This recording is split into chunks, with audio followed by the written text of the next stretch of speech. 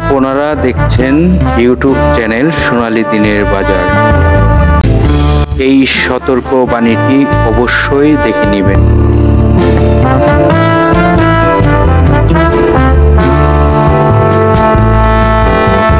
প্রিয় বিনিয়োগকারী ভাই ও বোনেরা, আজকে খুবই গুরুত্বপূর্ণ একটি আলোচনা করতে আসলাম যে স্টকটিকে এই মুহূর্তে যদি আপনারা নজরে রাখতে পারেন তাহলে সত্যি আজকে যে ভিডিওর টপিকটি দেখতে পেরেছেন সেটি ঘটতে যাবে।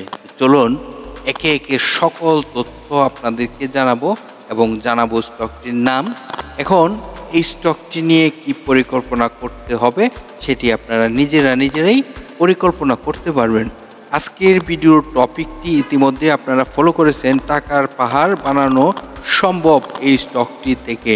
তাহলে স্টকটির থেকে যেহেতু টাকার পাহাড় বানানো সম্ভব, জানতে হবে আপনাদেরকে মনোযোগ দিয়ে, আর জানতে হবে না টেনে।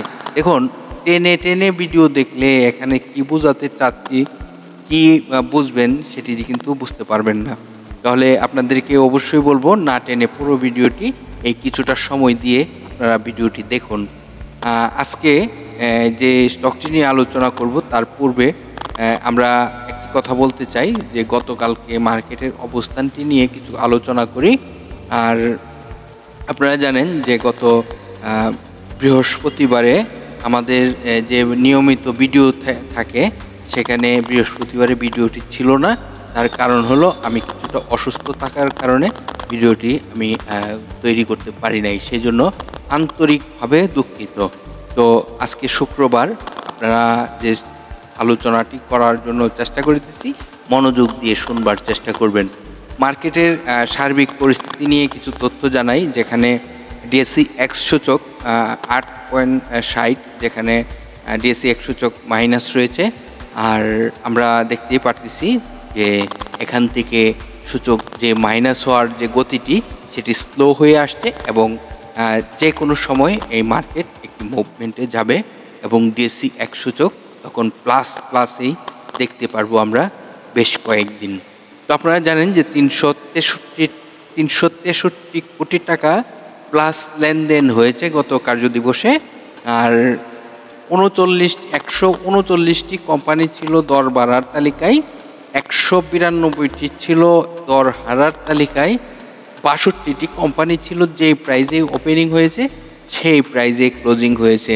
আমরা যদি সেক্টরের দিকে তাকাই তাহলে আমরা দেখতেই পারতেছি জেনারেল ইন্স্যুরেন্স সেক্টরের যে স্টকগুলো ছিল এই সেক্টরের, তার মধ্যে প্রায় 90% স্টক কিন্তু প্রাইস আপে ছিল। তো তারপরের পজিশনে ছিল ইঞ্জিনিয়ারিং সেক্টর, তবে কিছু সংখ্যক শেয়ার প্রাইস আপে ছিল। টেক্সটাইল সেক্টরের সেম ক্যাটাগরি, তাদের সেক্টরের মধ্যে কিছু সংখ্যক শেয়ার দর বাড়ার তালিকায় ছিল। তারপরের অবস্থান ছিল পোয়েল সেক্টর, তারপরের অবস্থান ছিল ফার্মা সেক্টর, তারপরের অবস্থান ছিল কি লাইফ ইন্স্যুরেন্স সেক্টর। এই ছিল গতকালকের ঘটে যাওয়া মার্কেটের কিছু চিত্র। আজকের আলোচনার যে স্টকটি সেটি নিয়ে আমরা এই গুরুত্বপূর্ণ আলোচনাটি আপনাদের মাঝে বোঝানোর চেষ্টা করি। দেখুন, আজকের আলোচনার যে স্টকটি সেই স্টকটি আপনারা অবশ্যই নামটি ইতিমধ্যে স্ক্রিনে দেখতে পারতেছেন। আর আজকের আলোচনার যে স্টকটি সেটি গত বৃহস্পতিবার গতকালকে 159.30 টাকা ক্লোজিং হয়েছে।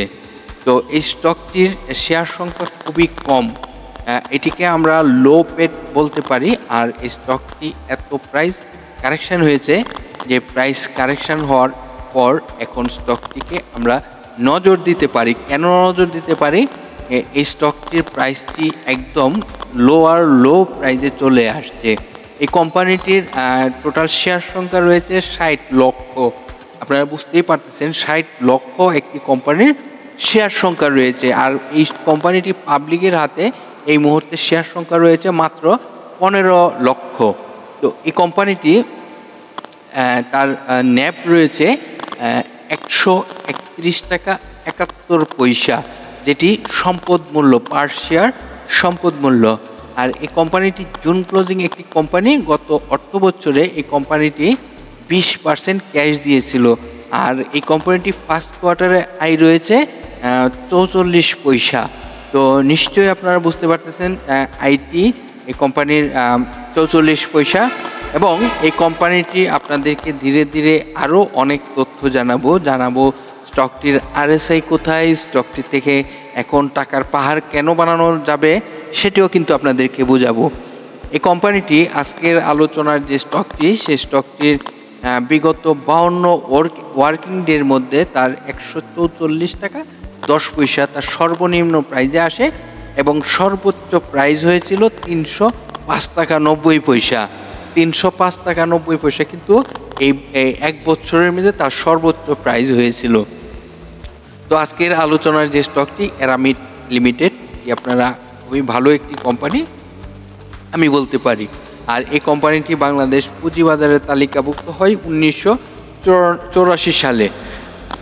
এই কোম্পানিটি আমরা যদি ডিভিডেন্ড হিস্ট্রিটি দেখি তাহলে দেখতেই পারতেছি 1984 সালে এই কোম্পানিটি 100% স্টক ডিভিডেন্ড দেয় এবং এই কোম্পানিটি তারপর থেকে কিন্তু ক্যাশ ডিভিডেন্ড এবং স্টক ডিভিডেন্ড দিয়ে আসছিল।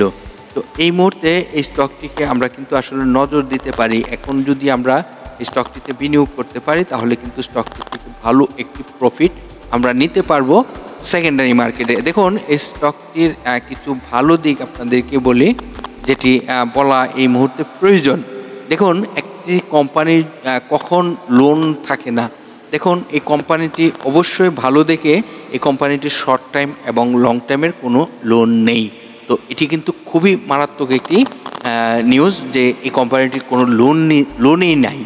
তো এই কোম্পানিটি আপনারা জানেন যে তাদের ব্যবসা ভালো হচ্ছে এবং অ্যারামিড যে কোম্পানিটি, এই কোম্পানিটির তাদের ওয়েবসাইট থেকে আরও বিস্তারিত অনেক তথ্য সংগ্রহ করতে পারবেন আপনারা যদি মনোযোগ দিয়ে তথ্যগুলো সংগ্রহ করার চেষ্টা করেন।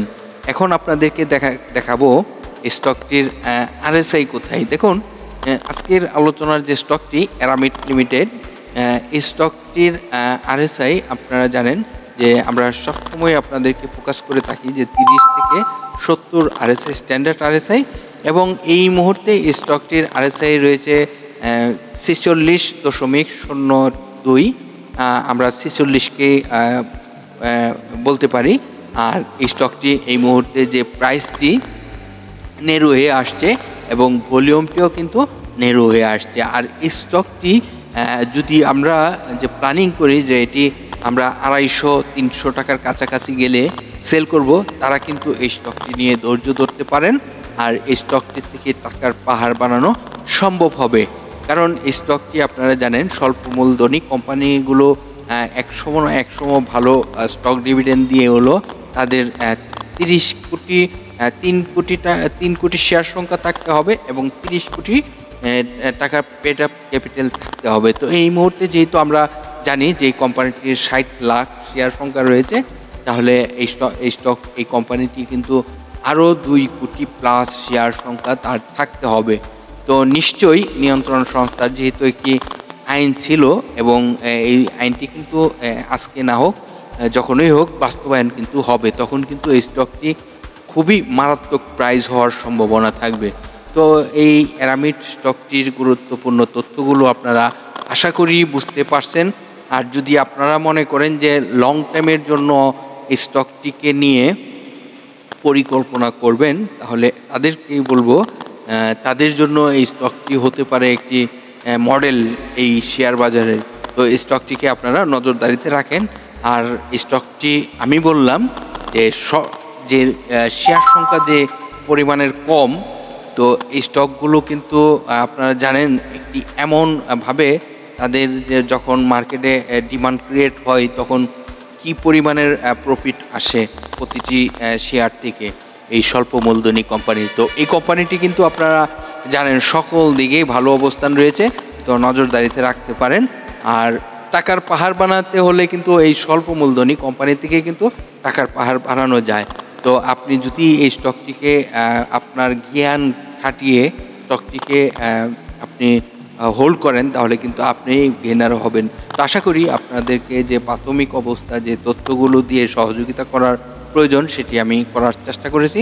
আপনারা বিভিন্ন সোশ্যাল মিডিয়া প্ল্যাটফর্ম শেয়ার গ্রুপে যুক্ত রয়েছেন, আশা করি শেয়ার করে অন্যদেরকেও শুনবার সুযোগ করে দিবেন।